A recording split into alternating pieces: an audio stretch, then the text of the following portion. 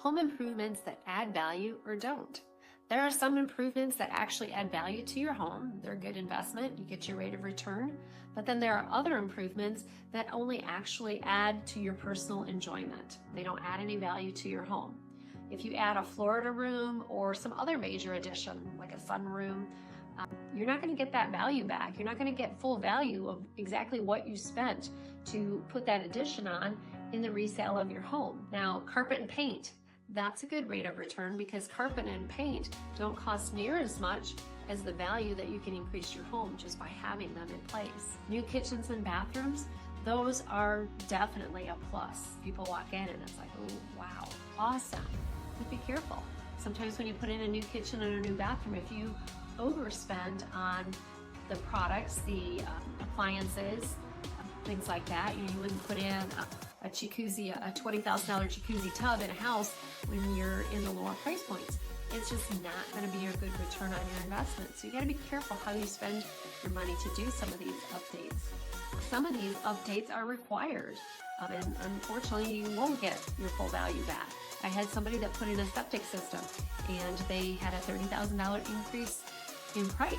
You know, just because you spent $30,000 on a septic doesn't mean you get to increase the price by that amount, because everybody needs to have flushing toilets. So that's something that you're not going to get a return on. But somebody's not going to be able to buy your house unless you have it. A new hot water tank is going to be expensive, but it has to be replaced because you need to have hot water in a home. Same goes for heating, cooling, and a new roof. Matter of fact, on the roofs, you have to have several years worth of wear and tear, or people aren't actually going to be able to get their mortgage for the home. So you have to have some of these things in place, otherwise people can't buy. So these are required repairs, and they're certainly more desirable and may even bump up the price, but they're never going to be a return on your investment. It's going to be required to be up to date. So you definitely want to make sure that when you're going through your house and getting it ready for sale, for resale, you talk to your agent and make sure that where you're spending your money is actually going to give you a rate of return and increase the value of your home.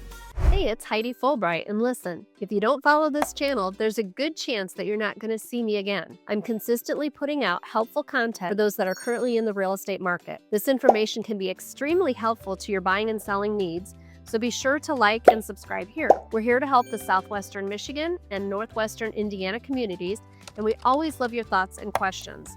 Follow now, and then we'll see you with our next helpful video.